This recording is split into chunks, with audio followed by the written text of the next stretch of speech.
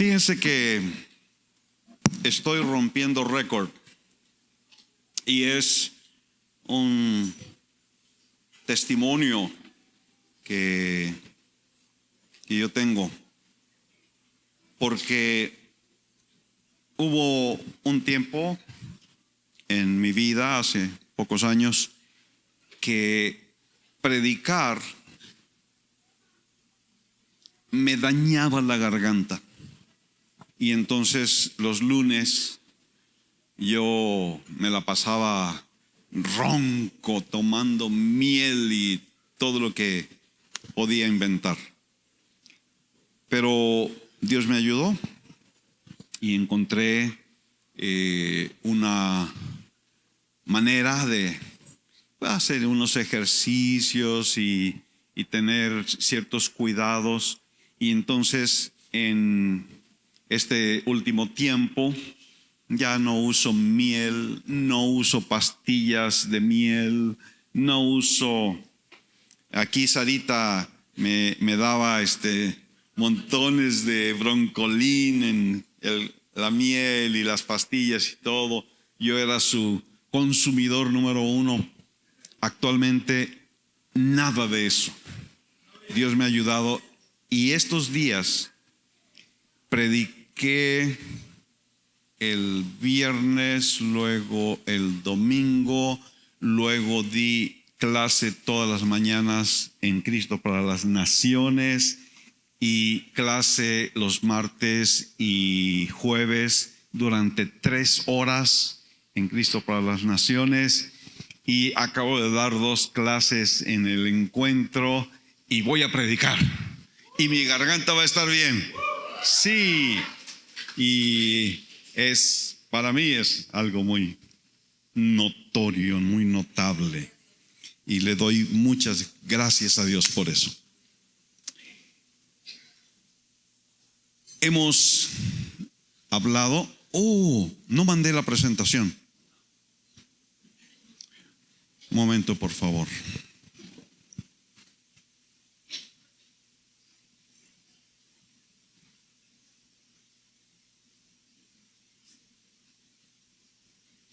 ¿Pueden saludar a su vecino?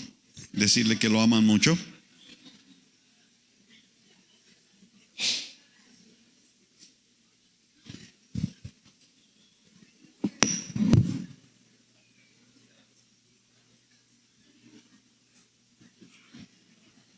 Por favor, pónganse de pie y busquen a alguien para saludarlo.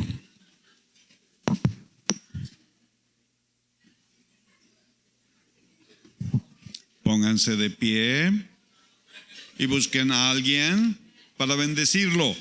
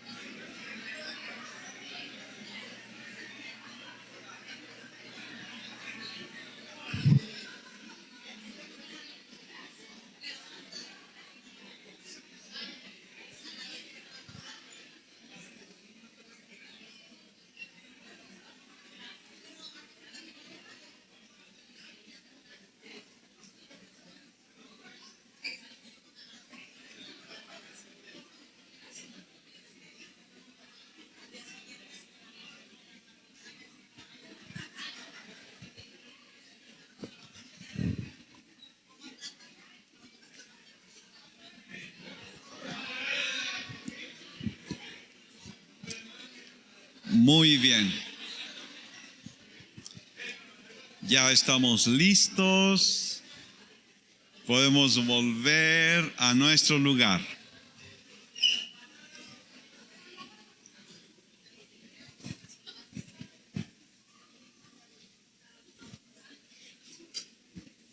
Excelente.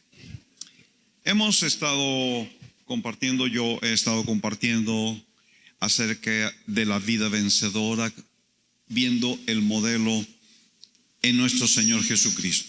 Él es el vencedor por excelencia. Siento que el sonido está como chillando un poquito. Vamos a arreglarlo. Entonces, en primer lugar vimos a Cristo llamado a salir del mundo. De Egipto llamé a mi hijo. Vivimos en un mundo que rechaza a Dios. Vivimos en una cultura que promueve y exalta la maldad, el pecado. Vivimos en un mundo que continuamente nos está buscando, atrayendo, tratando de atraparnos para que adoptemos sus costumbres y sus valores mundanos. Y tristemente, en muchas ocasiones encontramos a jóvenes y a creyentes que en realidad no tienen una mente cristiana. ¿Qué quiero decir con eso? Que no pasan las cosas las influencias que reciben del mundo, no las pasan por el filtro de la palabra de Dios. No tienen una mente cristiana, sino que se dejan arrastrar por las cosas del mundo. Pero el Señor nos llama a seguir su ejemplo y salir de Egipto, salir del mundo. Recuerdan que hablábamos como en la isla de los placeres de Pinocho. El mundo nos ofrece diversión sin fin, pero es un engaño. Es un engaño que trae dolor, tristeza, fracaso, desengaño. Y Dios tiene cosas mucho mejores para sus hijos. Cuando rechazamos los placeres temporales del pecado, como lo hizo Moisés, vamos a encontrar una recompensa rica, maravillosa de Dios para nuestra vida. Vimos también a Jesús creciendo en la siguiente etapa de su vida. Él creció en su responsabilidad y en su disciplina, y especialmente cuidando lo que alimentaba a su cuerpo, a su alma y a su espíritu. Él buscaba tener el alimento adecuado para crecer, fortalecerse en su cuerpo, para llenarse de sabiduría en su alma y para vivir en la gracia de Dios en su espíritu. Crecer requiere asumir la responsabilidad de lo que comemos física, mental y espiritualmente. Como que no lo pensamos mucho, pero esto es algo que necesitamos, asumir la responsabilidad. ¿Qué es lo que estamos comiendo? ¿Qué películas estamos viendo? ¿Qué series estamos viendo? Estaba oyendo a alguien decir, el agua que tomamos, el agua, ¿es pura o está contaminada? Si le ponemos a esta botella de agua, ¿qué se les antoja ponerle? 1 gramo de popó de perro. 1 gramo. O sea, 1 gramo no es mucho. 1 gramo es poquito. ¿Se la tomarían? Le puse 1 gramo de popó de perro. No, ¿por qué? Está contaminada. ¿Qué es lo que estamos alimentando en nuestra mente? películas y series con un gramo de popó de perro? Tenemos que cuidar lo que estamos viendo para nuestro cuerpo, para nuestra alma, para nuestro espíritu. Tenemos que ser responsables. Tenemos que tener la disciplina como un atleta.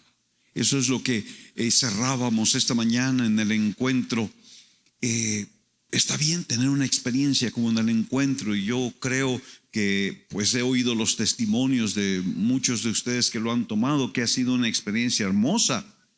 Pero un atleta campeón no se logra porque fue a entrenar hace un año. No se logra porque escaló la montaña hace 2 años. Un atleta campeón requiere el entrenamiento continuo, la práctica continua de las disciplinas, el entrenamiento que a veces puede ser pesado y doloroso y que te deja todos los músculos adoloridos, pero eso es el requisito para ser un atleta campeón. Y lo mismo es en lo espiritual. Necesitamos practicar las disciplinas espirituales si queremos ganar la medalla de oro espiritual. Y eso fue lo que Cristo vivió. Ahora vamos a ir más adelante en la historia de nuestro Señor Jesucristo. Lo vamos a encontrar en el capítulo 3 de Lucas, versículo 21. Y aconteció que cuando todo el pueblo era bautizado, Jesús también fue bautizado. Y mientras él oraba, el cielo se abrió y el Espíritu Santo descendió sobre él en forma corporal como una paloma. Y vino una voz del cielo que decía: tú eres mi Hijo amado, en ti me he complacido. Jesús en ese momento tenía 30 años de edad. 30 años de edad. Y llega a este momento de su bautismo en el río Jordán y su bautismo con el Espíritu Santo. Y podemos pasarnos esa lectura rápidamente, pero tenemos que reflexionar qué es lo que estaba pasando en ese momento allí en el río Jordán. ¿Qué es lo que estaba pasando? Y lo que estaba pasando es que se estaba llevando a cabo la consagración de Jesús como sacerdote. La consagración de Jesús como sacerdote, un sacerdote ungido con el Espíritu Santo. Y para eso, pues necesitamos ir un poquito atrás en la historia y ver que los sacerdotes del Antiguo Testamento iniciaban su ministerio en el tabernáculo a los 30 años precisamente. A los 30 años iniciaban su ministerio y eran consagrados para poder iniciar su oficio sacerdotal. Esto se ve en Éxodo 29. Éxodo 29, versículos 4 al 9. Llevarás a Aarón y a sus hijos a la puerta del tabernáculo de reunión y los lavarás con agua, y tomarás las vestiduras y vestirás a Aarón la túnica, el manto del efod, el efod y el pectoral, y le ceñirás con el cinto del efod.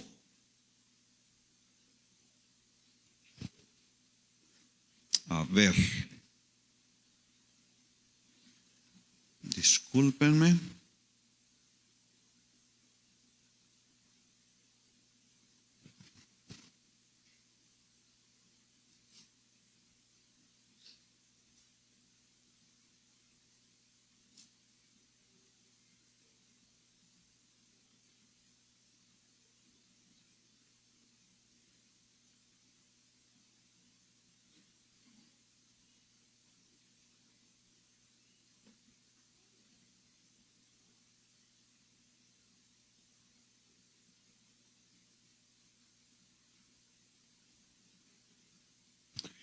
Houston, tenemos un problema.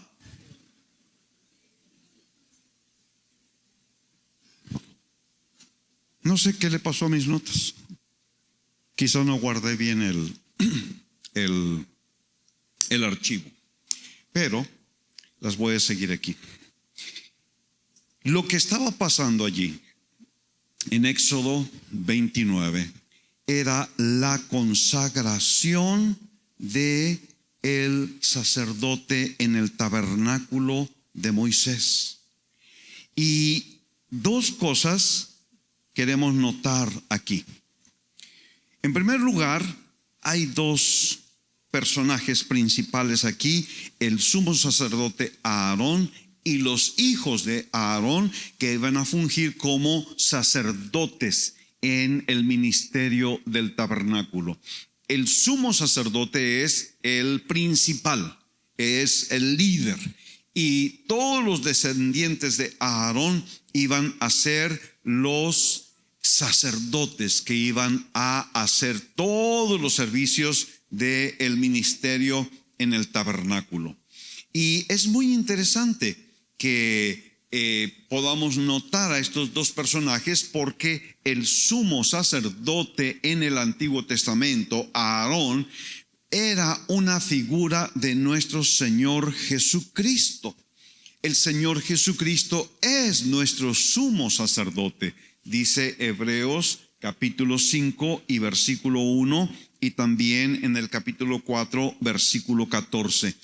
Cristo es nuestro sumo sacerdote. Él es el que nos representa delante de Dios. Él es el que ofreció el sacrificio en el día del perdón y lo llevó la sangre del sacrificio hasta el Santísimo Celestial para obtener para nosotros el perdón y la salvación. Así que Aarón es una figura de nuestro Señor Jesucristo, nuestro sumo sacerdote. Pero luego también están los hijos de Aarón, que serían los sacerdotes, los que llevarían a cabo todo el trabajo en el tabernáculo, sirviendo, haciendo los sacrificios en el altar de bronce y llevando el pan y el incienso en el lugar santo, y continuamente ellos estaban trabajando allí. Y así como ellos, nosotros también somos sacerdotes. Ellos son una figura de cada uno de nosotros, porque nosotros también hemos sido llamados para ejercer el oficio sacerdotal. Qué importante es esto. ¿Qué hacían los sacerdotes? Ellos eran como los representantes del pueblo delante de Dios. Ellos atendían las necesidades de la gente.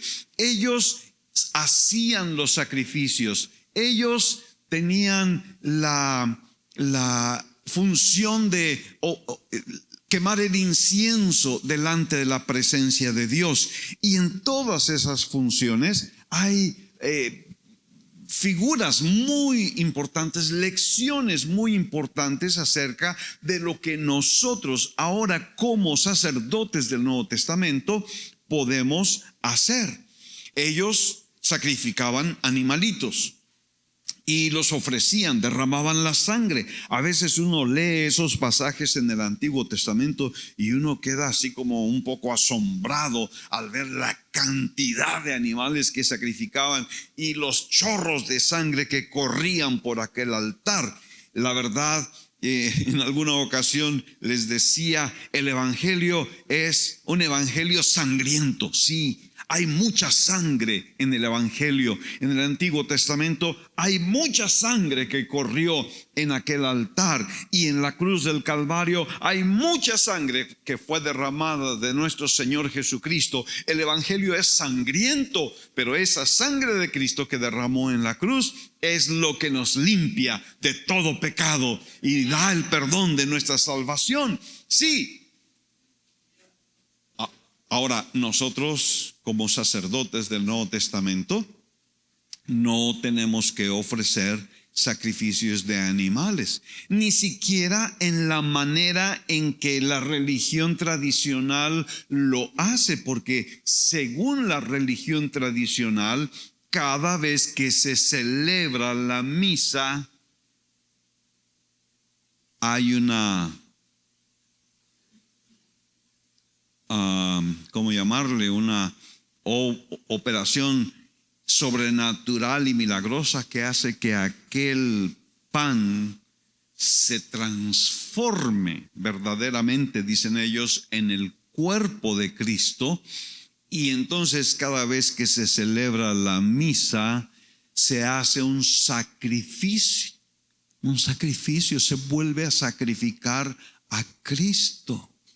Eso es la enseñanza, el dogma que millones de mexicanos creen. Pero eso es antibíblico, eso es una total ignorancia de lo que la Escritura nos enseña, porque una y otra vez la Escritura nos dice que con un solo sacrificio el Señor ganó eterna redención para los que creen en Él. Un solo sacrificio hecho una vez y para siempre fue suficiente para ganar nuestro perdón, nuestra salvación y nuestra vida eterna. El Señor Jesucristo no necesita volver a ser sacrificado y tampoco nosotros necesitamos sacrificar continuamente animalitos para tener paz con Dios. No. Entonces, si nosotros somos sacerdotes, porque esto es lo que nos dice, por ejemplo, 1 de Pedro, el capítulo 2, versículo 5, nosotros somos sacerdotes para ofrecer sacrificios espirituales.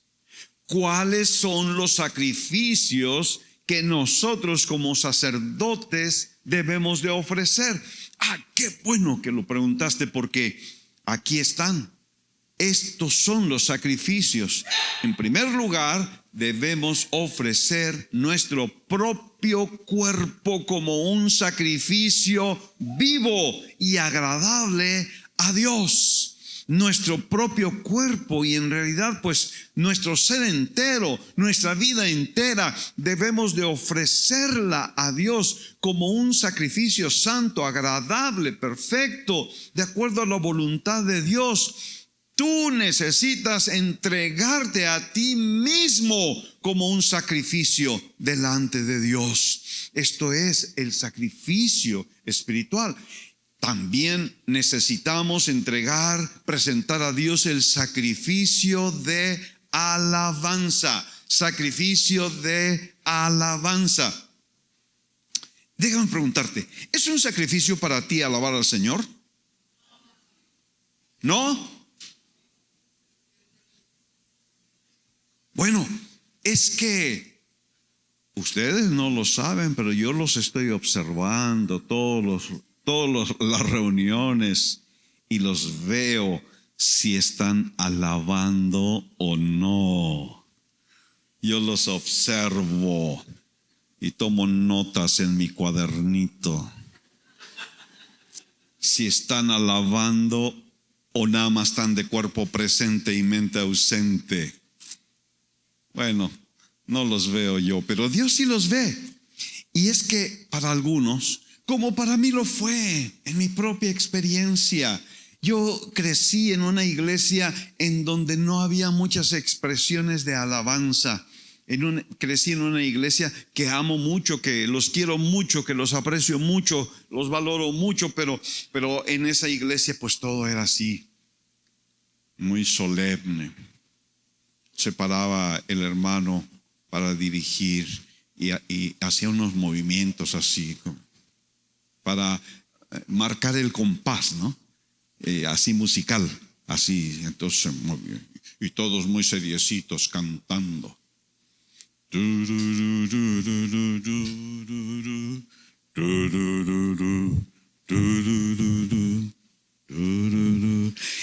Seriecitos. Nada de aplaudir, nada, mucho menos brincar ni nada. Entonces llego a una iglesia en donde la alabanza es exuberante porque así nos ordena el Señor en la Escritura, ¿no? Hay por lo menos 9 maneras en que debemos alabar al Señor. ¿Alguien sabe alguna de esas 9 maneras en que podemos expresar nuestra alabanza al Señor? ¿Cuáles son?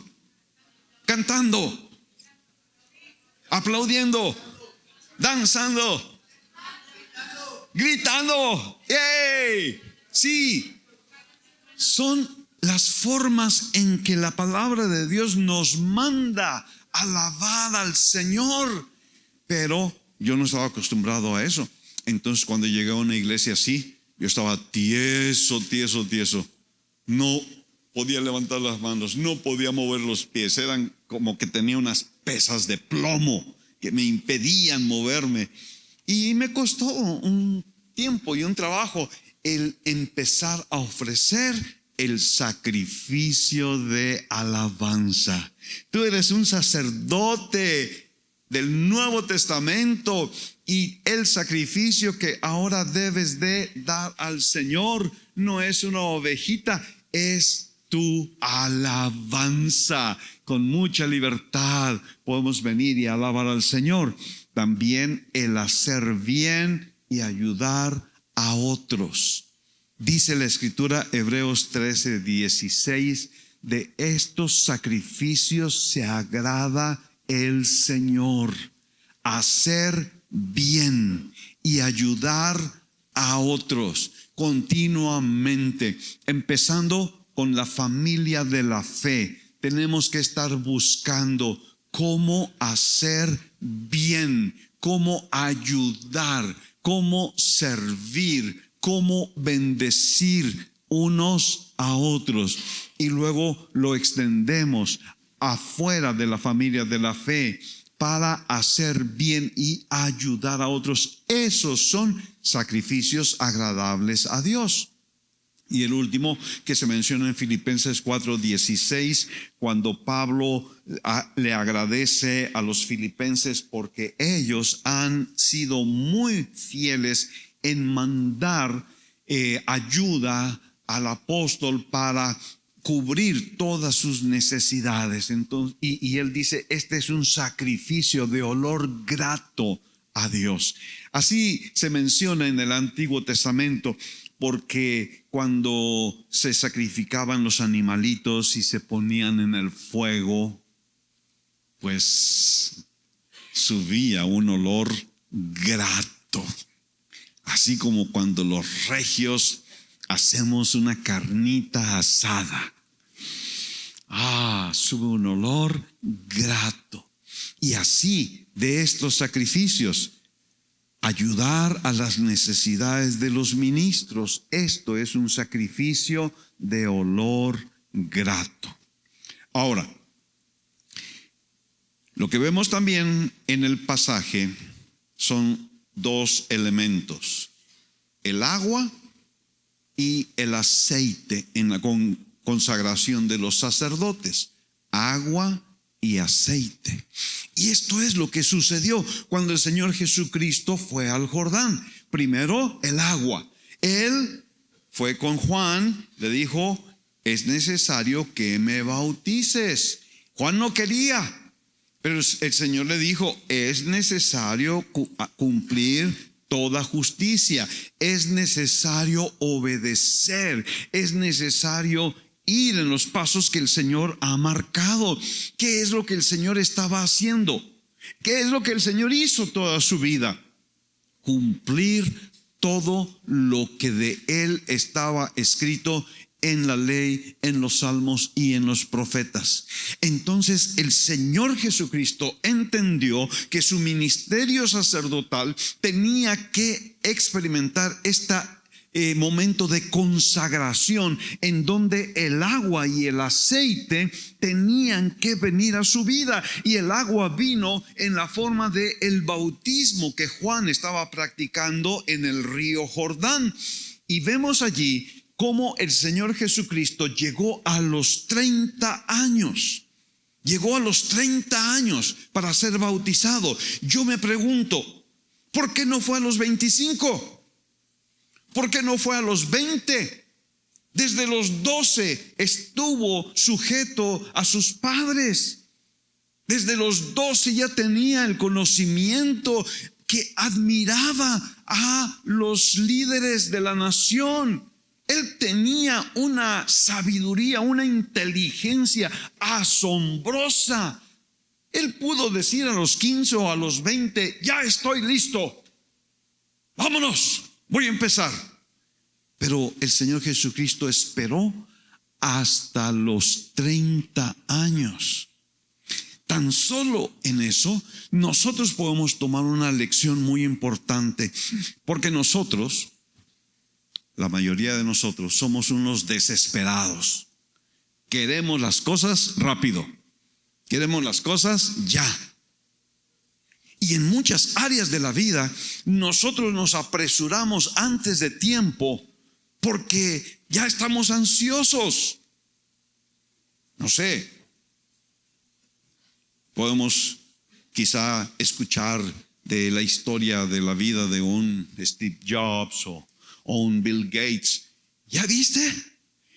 Ellos se salieron de la escuela y pusieron un negocio y se hicieron inmensamente ricos. Pues yo voy a hacer lo mismo. Entonces los muchachos dicen, yo también me voy a salir de la escuela y voy a seguir el ejemplo de Steve Jobs y voy a ser millonetas. Pero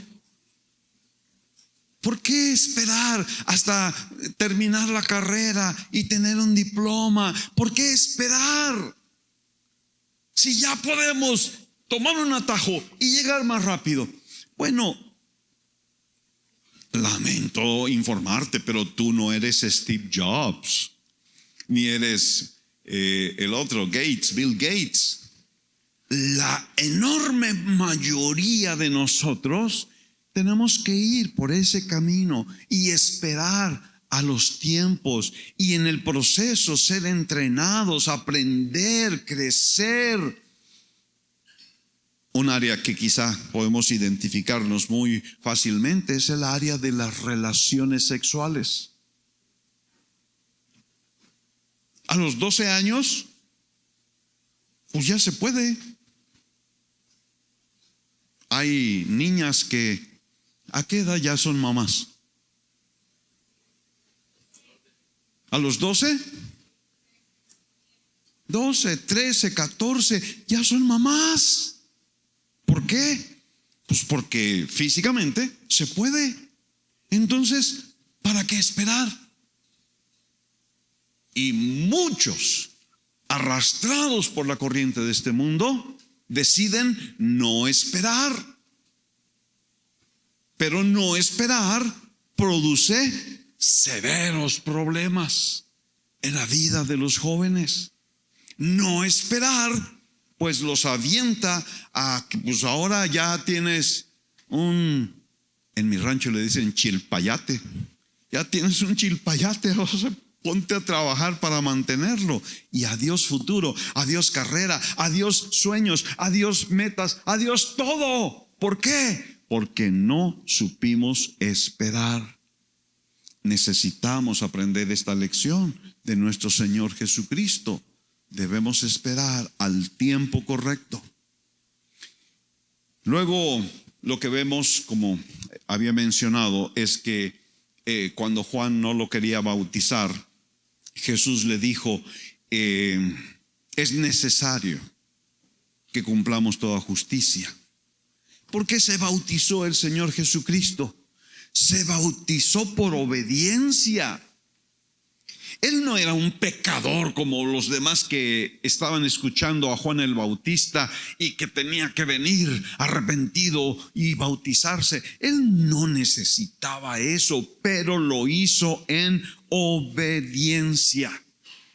Él se bautizó en agua, le rogó a Juan el Bautista, bautízame por favor. ¿Por qué? Porque yo necesito ser obediente a las instrucciones que el Padre me dejó en la Escritura. Yo quiero ser obediente.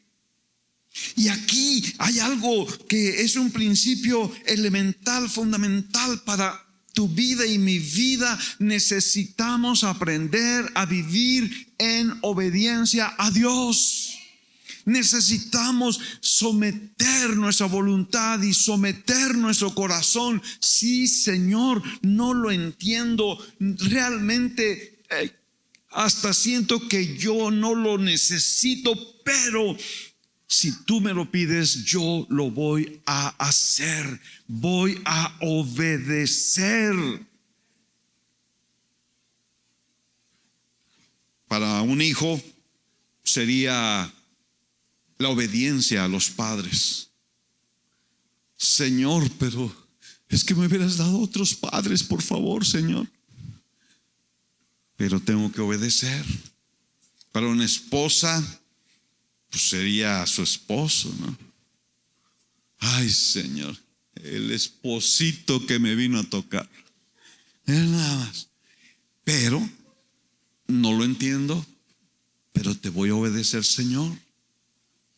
Y así en cada área de nuestra vida necesitamos aprender a obedecer, a tener un corazón sumiso a la voluntad de Dios.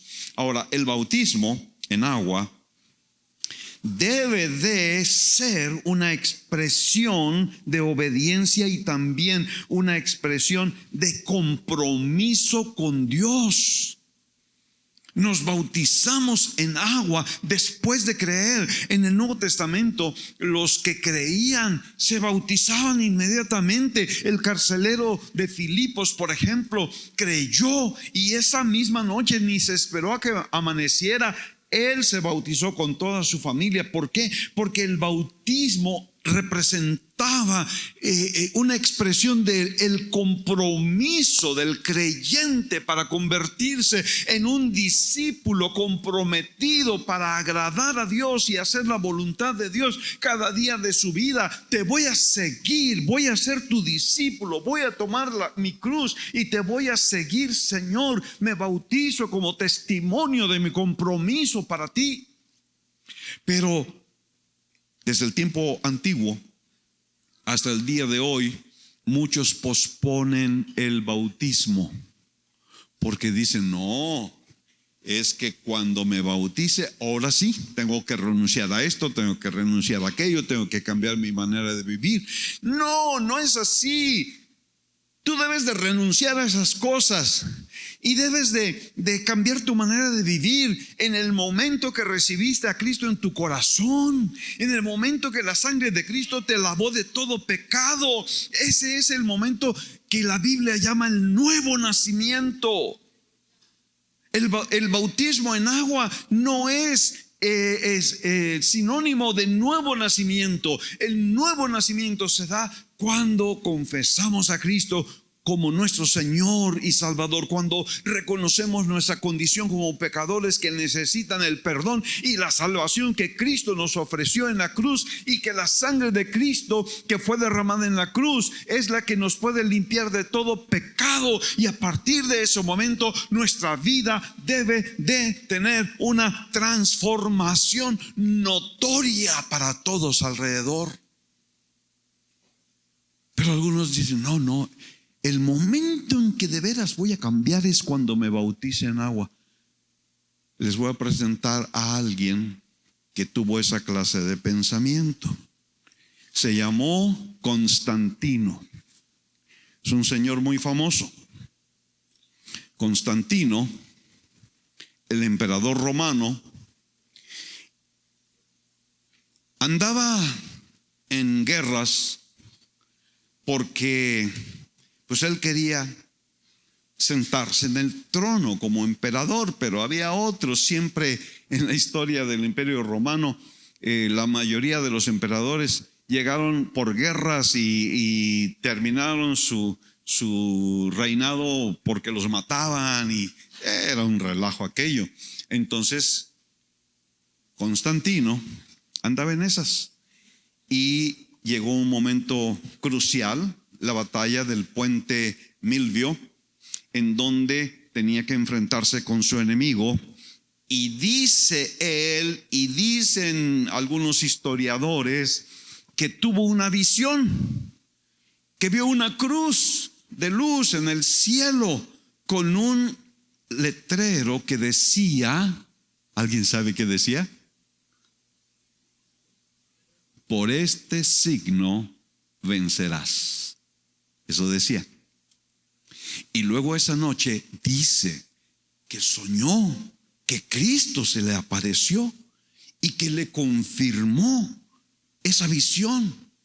En la visión vio esa, como es una X y una P. Son las primeras dos letras del nombre Cristo en griego. XP. Y entonces en el sueño, según Cristo se le apareció y le confirmó la visión y le dijo: por este signo vas a tener la victoria. Eso es la historia.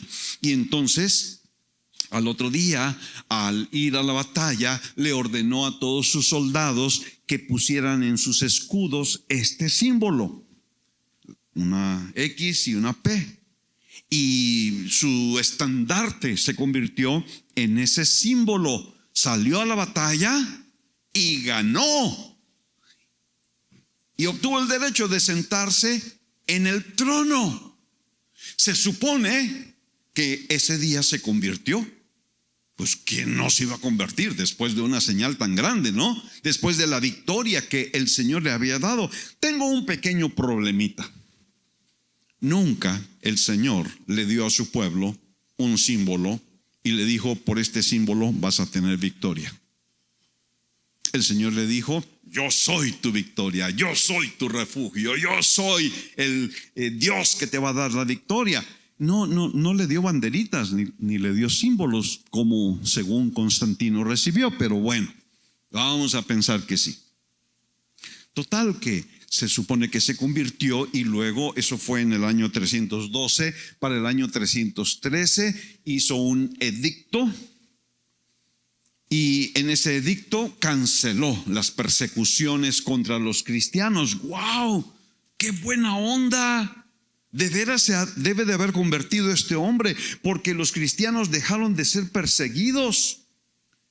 En este edicto de Milán, el edicto de tolerancia, los cristianos ya no fueron perseguidos y se les devolvieron las propiedades que se les habían confiscado, y el emperador empezó a apoyar a los cristianos. De hecho, construyó muchas iglesias. La primera iglesia de San Pedro, Constantino. La iglesia de la Natividad en Belén, Constantino. La iglesia del Santo Sepulcro en Jerusalén, Constantino. ¡Wow! ¡Qué buen cristiano el Constantino! Pero no se bautizó. Pasaron 25 años hasta que estaba en el lecho de muerte. Dijo: ahora sí, estoy listo para el bautismo. Cuando estaba muriendo, en esos 25 años, hizo buenas obras. Aunque también mató a su segunda esposa y mató a su hijo, el primogénito, y hizo un montón de cosas en esos 25 años. Y se bautizó cuando estaba a punto de morir. ¿Qué es lo que podemos ver ahí? Lo que yo veo.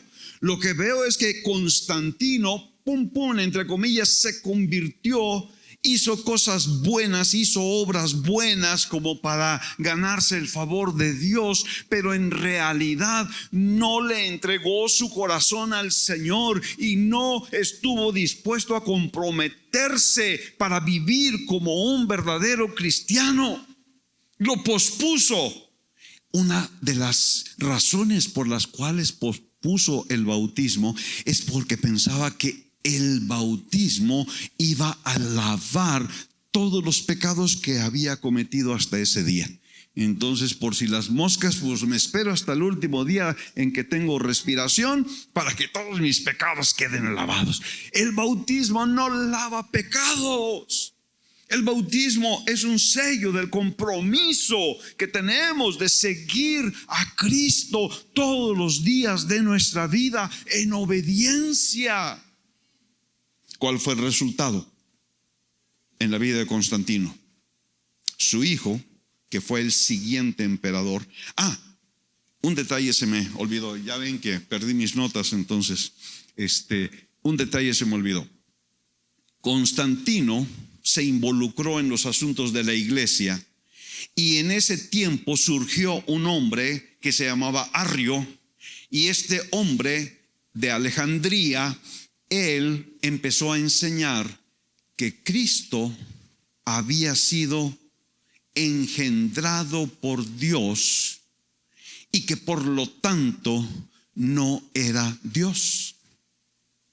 Se conoce como el arrianismo.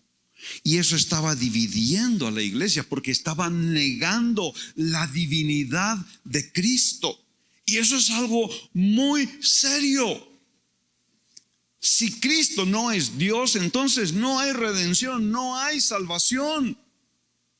Y entonces Constantino se dio cuenta de lo que estaba pasando y convocó a todos los líderes de todas las iglesias del imperio a una ciudad que se llamaba Nicea, y ahí se hizo un concilio en donde se discutió acerca de este tema y se rechazó esa doctrina como herética. Se rechazó.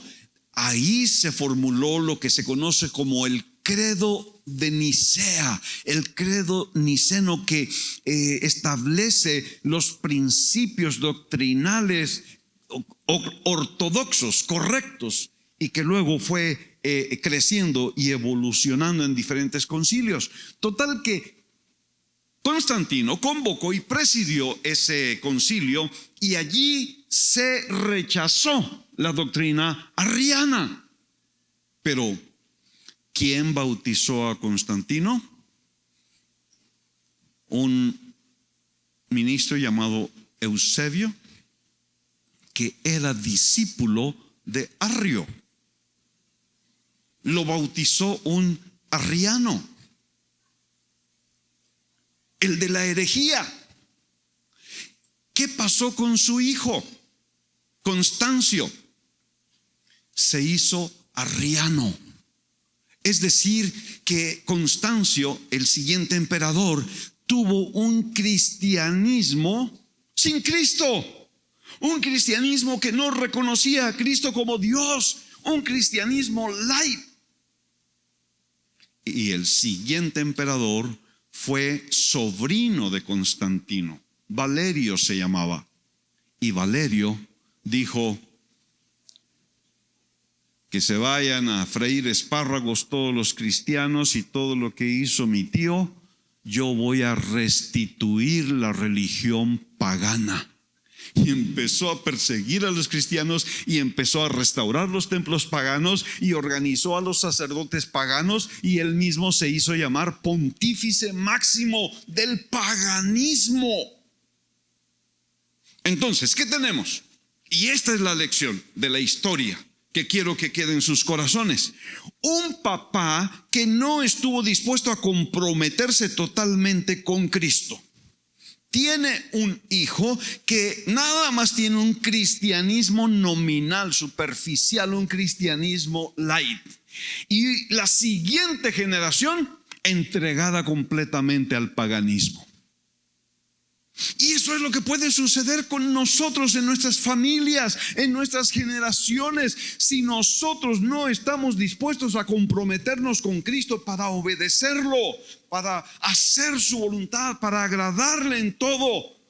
Si nosotros posponemos el bautismo, no nos comprometemos con el Señor, no esperemos que nuestros hijos sean cristianos vencedores.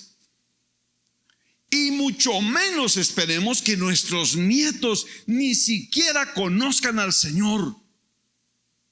Se van a ir al mundo, se van a entregar a los ídolos paganos.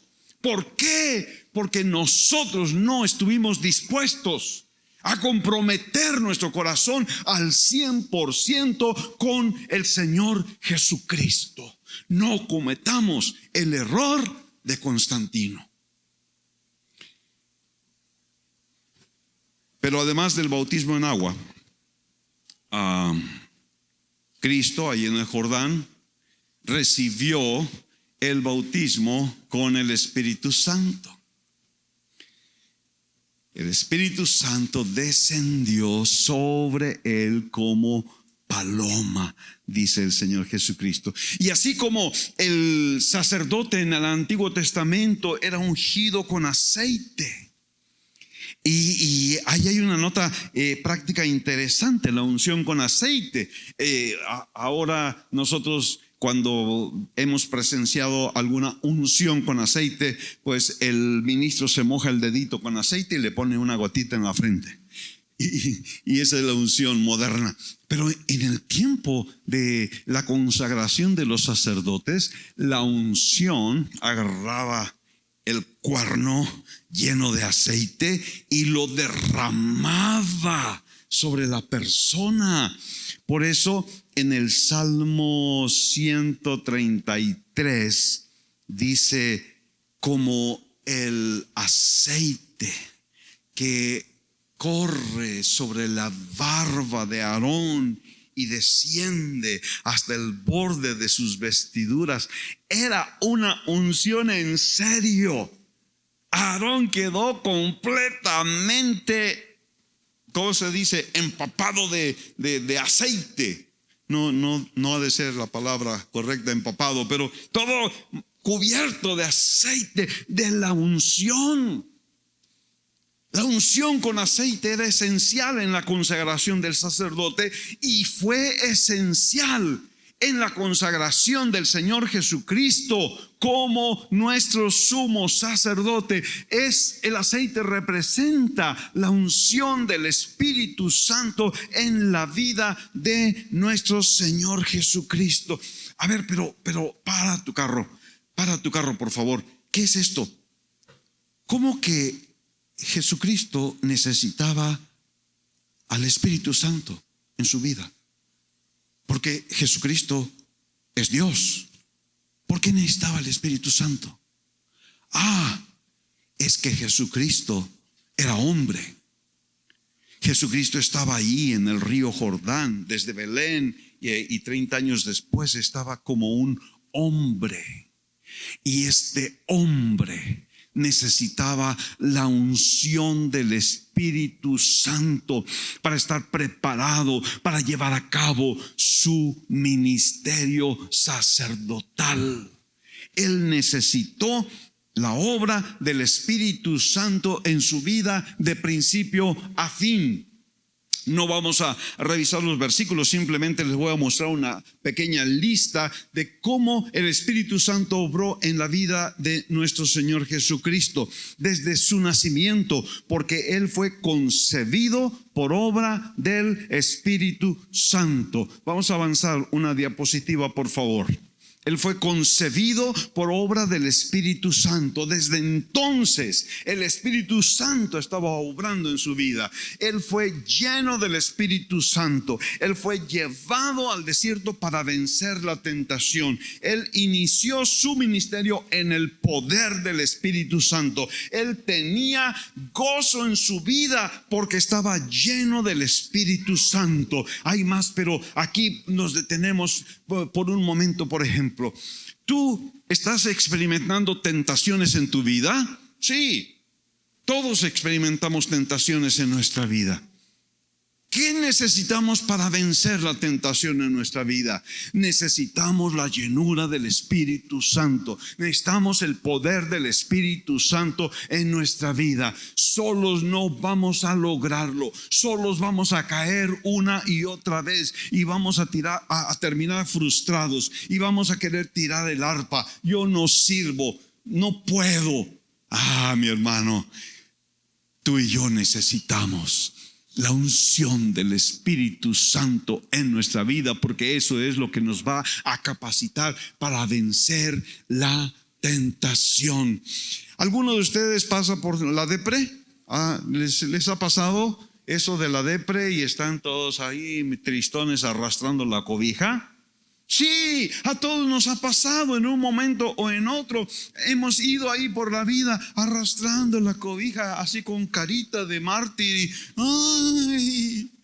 ¿Qué ¿Qué necesitamos? Necesitamos el gozo del Espíritu Santo en nuestra vida. Necesitamos el fruto del Espíritu Santo en nuestra vida, como Jesús lo tenía. En la siguiente diapositiva vemos todavía que Jesús fue ungido para anunciar el Evangelio, para proclamar libertad a los cautivos. ¿A alguien le cuesta trabajo evangelizar? ¿A alguien? ¿Sí? O todos son evangelistas, pero bien poderosos. No, normalmente a todos nos cuesta trabajo evangelizar, compartir el Evangelio. Que necesitamos el poder del Espíritu Santo. ¿Qué es lo que Cristo tenía? Expulsó demonios por el Espíritu Santo, dio instrucciones a los discípulos por el Espíritu Santo. El Espíritu Santo es la unción que capacitó al Señor Jesucristo para poder llevar a cabo su ministerio maravilloso. Ahora, el Señor Jesucristo, en la siguiente diapositiva, prometió bautizarnos a ti y a mí con el Espíritu Santo. Es decir, lo que Él tuvo, nos prometió que nosotros también lo podíamos tener. Tú y yo podemos recibir el bautismo con el Espíritu Santo para ser capacitados para llevar a cabo nuestro ministerio sacerdotal. ¿Qué vemos en los creyentes en el libro de los Hechos? Siguiente diapositiva, por favor. Los creyentes en el libro de los Hechos recibieron del Espíritu Santo el poder para llevar el testimonio de Jesús hasta lo último de la tierra. El bautismo con el Espíritu Santo vino a sus vidas con la manifestación de el hablar en otras lenguas. La llenura continua del Espíritu Santo les dio el valor para predicar la palabra aún en medio de la persecución. La llenura del Espíritu Santo les capacitó para cumplir a algunos el ministerio del diaconado y a otros otro ministerio, porque estaban llenos del Espíritu Santo. El Espíritu Santo les dio dirección. ¿A dónde ir? Las decisiones que necesitamos tomar continuamente en la vida pueden ser dirigidas por el Espíritu Santo. El Espíritu Santo nos va a ayudar a tomar las mejores decisiones. En la siguiente diapositiva va a darnos la fortaleza y el crecimiento que la iglesia necesita. Aún nos va a hablar a través de visiones para llevarnos a nuevas experiencias, a nuevos niveles en nuestra vida espiritual. Nos va a dar revelación por medio de los profetas acerca de cosas por venir. Nos va a llamar a cada uno de nosotros para cumplir el ministerio, la función que Dios ha diseñado para cada uno en el cuerpo de Cristo. Nos va a enviar a la obra. Nos va a dar el poder para confrontar a los que se oponen. Vamos a estar continuamente llenos del gozo del Señor. Aleluya. Necesitamos la unción del Espíritu Santo en nuestra vida. Nos va a dar claridad en asuntos doctrinales. Nos va a impedir, oigan eso, el Espíritu Santo le impidió a Pablo ir a cierto lugar. Yo creo que tú y yo necesitamos esa obra del Espíritu Santo que nos impida ir a ciertos lugares, que nos guíe a lugares donde vamos a encontrar la bendición de Dios, el cumplimiento de su propósito en nuestras vidas. Nos dio, el Espíritu Santo les dio lenguaje espiritual, de adoración y dones espirituales como la profecía. Necesitamos la obra del Espíritu Santo en nuestra vida y en nuestra iglesia para que los dones del Espíritu estén funcionando plenamente y edificando la iglesia. Pero necesitamos ser llenos con el Espíritu Santo. Y el Espíritu Santo levantaba los ministros que pastoreaban la iglesia del Señor. Hoy hay muchos que han sido atrapados por la teología reformada que promueve lo que en los libros de teología se llama el cesacionismo. Esta doctrina, que está tomando mucha fuerza en los últimos tiempos, enseña que la obra del Espíritu Santo y los dones solamente fueron necesarios durante el primer siglo y que después del primer siglo dejaron de existir porque ya no eran necesarios, solamente fueron necesarios para el arranque de la iglesia, para el arranque de la predicación del evangelio, pero después de eso ya no hacen falta. Esa es la doctrina del cesacionismo. Hay muchos exponentes de esta doctrina. John MacArthur es uno de sus campeones. Él escribió ese libro que les muestro allí. Su portada lo llamó Fuego Extraño. Y en ese libro habla pestes de los cristianos que buscan la llenura del Espíritu Santo, de los cristianos que hablan en lenguas, de los cristianos que tienen dones espirituales. Cuando yo lo ojeé, dije, wow, qué impresionante, hasta grosero, ofensivo, escribió este autor. Y como él hay muchos muy populares en los últimos tiempos. Paul Washer, Sugel Michelin, muchos. Y hay muchos que están cayendo en esa doctrina. Estaba viendo la entrevista de una popular cantante cristiana que dice, pues yo crecí pentecostal, pero en esa iglesia pentecostal había legalismo y había situaciones muy extremas, no había mucha enseñanza y había cuestiones así como que muy raras, como que se caían, como que se reían. Y entonces dice, llegué a rechazar eso y ahora me siento muy bien porque encontré la teología reformada. Y entonces ella y muchos otros están rechazando la obra del Espíritu, el hablar en lenguas, la operación de los dones espirituales. ¿Por qué? Porque en su crecimiento cristiano vieron ejemplos extremos. No sé, ella lo menciona en esa entrevista y muchos otros lo hemos oído, de que de pronto el énfasis en algunas iglesias está en morirse de la risa, o en estar borrachos en el espíritu, o el que caigan diamantes del cielo, y cosas muy extrañas, extremos carismáticos. Y entonces, al ver esos extremos, se rechaza completamente la obra del Espíritu Santo y se cae en el cesacionismo. En inglés hay una frase que dice, no tires al bebé junto con el agua, algo así. Sí, cuando bañan al bebé en una tinita, dice, no tires al bebé junto con el agua sucia de la tinita. Y esto es lo que ellos hacen.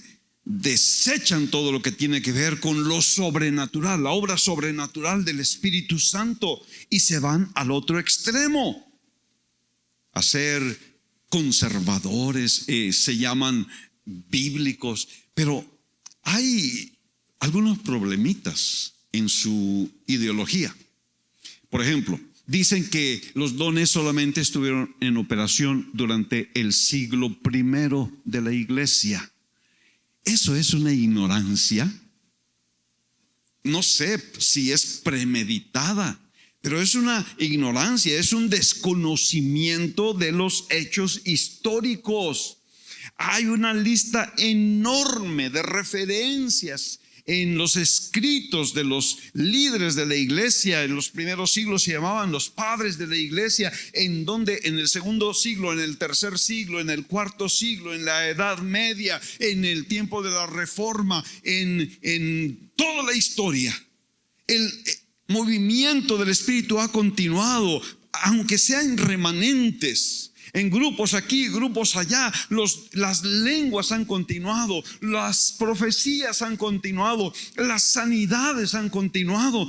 Muchos de esos reformados se sorprenderían de leer en el escrito de Martín Lutero. Él predicaba su sermón de el día en que Cristo ascendió al cielo, basado en Marcos 16, y en ese sermón él dijo: en este tiempo todavía los demonios son echados fuera en el nombre de Cristo, e igualmente los enfermos son sanados. Eso es una referencia del reformador Martín Lutero. Él dijo en otro de esos sermones: algunos que han dicho que estas señales fueron manifestaciones del Espíritu para el inicio de la era cristiana, pero que ahora han cesado, no están en lo correcto. Martín Lutero, reformador. Luego tengo una cita de Juan Wesley, del avivamiento en Inglaterra: no conozco ninguna escritura en la que se enseñe que los milagros deberían estar confinados a la era apostólica. Los milagros están aquí de parte del Señor hasta los tiempos del fin. Esto dijo Juan Wesley. Y muchos otros testimonios que no tenemos tiempo de revisar. Los dones siguen vigentes. Hay carismáticos extremos, hay reformados extremos, pero le duela a quien le duela, la obra del Espíritu Santo sigue. Y nosotros necesitamos la obra del Espíritu Santo en nuestra vida y en nuestra iglesia. Entonces, una pregunta: ¿qué somos nosotros? ¿Somos carismáticos extremos o somos reformados extremos? No somos ni lo uno ni lo otro. Somos cristianos. Somos cristianos. Cristianos que tenemos un anhelo: seguir en las pisadas de nuestro Señor Jesucristo. Él es el modelo del vencedor. Él es el modelo que nosotros queremos seguir. No queremos seguir a los carismáticos extremos que andan buscando diamantes del cielo. No queremos seguir a los reformados extremos. Queremos seguir a Cristo. Queremos ser llenos del Espíritu Santo. Queremos vivir la vida vencedora como Cristo la ha diseñado. Vamos a ponernos de pie, por favor. Aleluya. Padre, en el nombre de Jesús te pido que el Espíritu Santo hable al corazón de cada uno. Que tu Espíritu Santo venga y nos llene, así como llenó a nuestro Señor Jesucristo, así como llenó a los discípulos en Éfeso. Llénanos, Espíritu Santo. ¿Puedes tú levantar este clamor en tu vida personal? Espíritu Santo, lléname. Quiero estar lleno del Espíritu Santo. Quiero tener el poder del Espíritu Santo en mi vida. Quiero ser un cristiano que vence la tentación. Quiero ser un cristiano que tiene el valor para compartir el Evangelio con otros. Quiero ser un cristiano que tiene los dones del Espíritu para edificar a la iglesia. Quiero ser un cristiano que tiene el fruto del Espíritu para moverme en amor, en gozo, en paz, en paciencia, en templanza. Espíritu Santo, lléname, lléname, lléname, Espíritu Santo. Oh Señor, cuánto necesitamos el compromiso del bautismo en agua, y la unción poderosa del Espíritu Santo en nuestra vida. Ven, Espíritu Santo, y lléname. Lléname, Señor. Oh, Rabakaria Makonda Labakandi. Si tú tienes un lenguaje espiritual, levántalo ahora. Habla en lenguas. Si no tienes este lenguaje espiritual, pídele al Señor que te lo dé. Oh, Ramakaya Mokondaraka, Irikere di Koronda Lamako, Oriamakari Kerede,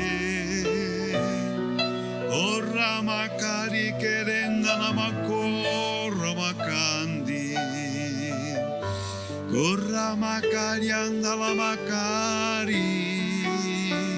Oria la makari quereri querenda la makuri. Aleluya, aleluya.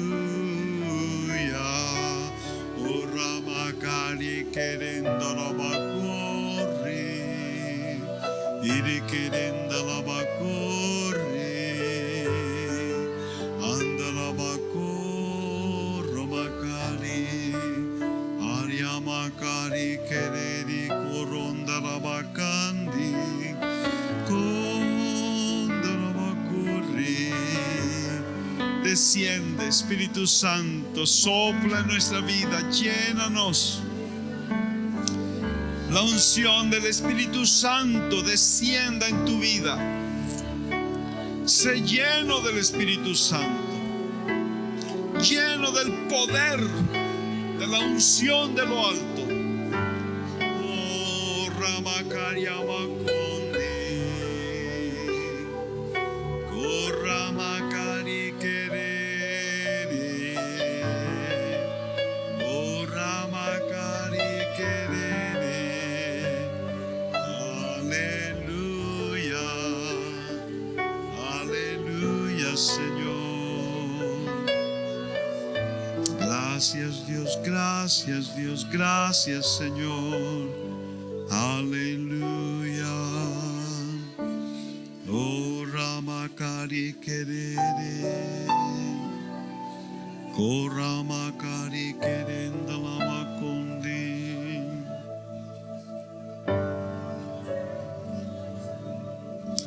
Ere Kerenda Lamakondi.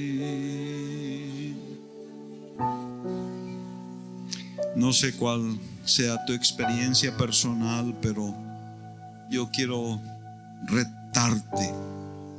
No dejes pasar más tiempo sin tener el bautismo del Espíritu Santo.